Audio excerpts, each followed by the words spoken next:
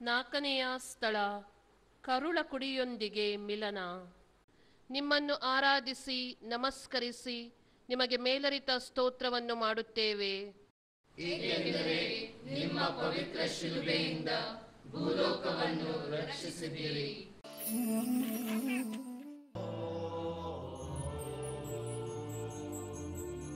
ನನ್ನ ತಾಯ ಕಂಡಾಗ ನಾ ಅತ್ತು ನಿಂತಾಗ ನಾನೊಂದು ನಿನ ಕೇಳಿದೆ,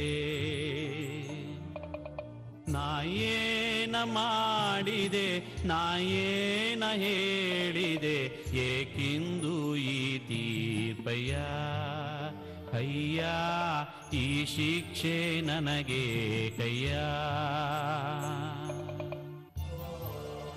ಹುಡುಕಾಡಿದೆ ತಾಯಿಗಾಗಿ, ನನ್ನ ತಾಯನ್ನು ಕಂಡಾಗಲಂತೂ ಜೋರಾಗಿ ಅತ್ತೆ. ಯೇಸು, ನಿನ್ನ ತಾಯಿಯನ್ನು ನೋಡಿ ನಿನಗೇನನ್ನಿಸುತ್ತದೆ? ನೀನು ಅವಳ ಒಬ್ಬನೇ ಸುಪುತ್ರ. ಅವಳ ಹಿರಿ ವಯಸ್ಸಿನಲ್ಲಿ ಅವಳಿಗೆ ಆಸರೆಯಾಗಬೇಕೆಂದಿದ್ದವನು. ಪಾಪ, ಮೇರಿ ಜೀವನದಲ್ಲಿ ಅನೇಕ ಕಷ್ಟಗಳನ್ನು ಅನುಭವಿಸಿದವಳು. ಈಗ ಇನ್ನೊಂದು ದುಃಖಭರಿತ ಅಧ್ಯಾಯ. ಅವಳು ದೇವರನ್ನು ಶಪಿಸುವಳೆಂದು ನಿನಗನಿಸುವುದಿಲ್ಲವೇ? ಗೆಳೆಯ, ನನ್ನ ತಾಯಿ ಅಂಥವಳಲ್ಲ. ಅವಳ ಕಣ್ಣಲ್ಲಿ ಈ ದುಃಖವು ಅತ್ಯಲ್ಪವೇ ಸರಿ. ನನ್ನ ಪಿತದೇವರ ಇಚ್ಛೆಯನ್ನು ನೆರವೇರಿಸಲು ಅವಳೆಷ್ಟು ತ್ಯಾಗಗಳನ್ನು ಮಾಡಿರುವಳು. ತನ್ನ ಗೌರವವನ್ನು, ಸಮಾಜದ ಬಹಿಷ್ಕಾರವನ್ನು ಲೆಕ್ಕಿಸದೆ ಅವಳು ಕನ್ಯೆಯಾಗಿರುವಾಗಲೇ ನನ್ನ ತಾಯಿಯಾಗ ಬಯಸಿದಳು.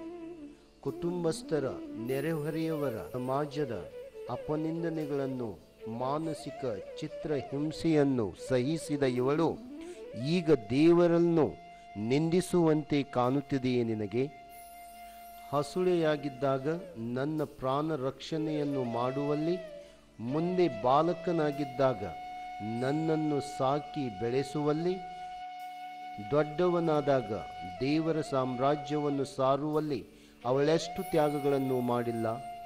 ಅವಳೆಷ್ಟು ದುಃಖದ ಕೋಡಿಯನ್ನೇ ಹರಿಸಿಲ್ಲ? ಆ ಎಲ್ಲ ಕಷ್ಟಗಳನ್ನು ತಾಳ್ಮೆಯಿಂದ ಸಹಿಸಿರುವ ಅವಳು ಈಗ ದೇವರನ್ನು ಶಪಿಸಲಾರಳು? ಇಲ್ಲ, ನನ್ನ ತಾಯಿ ಆ ಕೃತ್ಯವನ್ನು ಎಂದೂ ಮಾಡಲಾರಳು.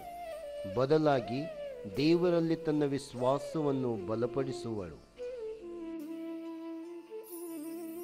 ಮಗನೇ, ಮುಂದಕ್ಕೆ ಸಾಗು, ನಾನು ನಿನ್ನ ಸಂಗಡವಿರುವೆ. ಸ್ವಾಮಿ ದಯತೋರಿ, ಸ್ವಾಮಿ ದಯತೋರಿ.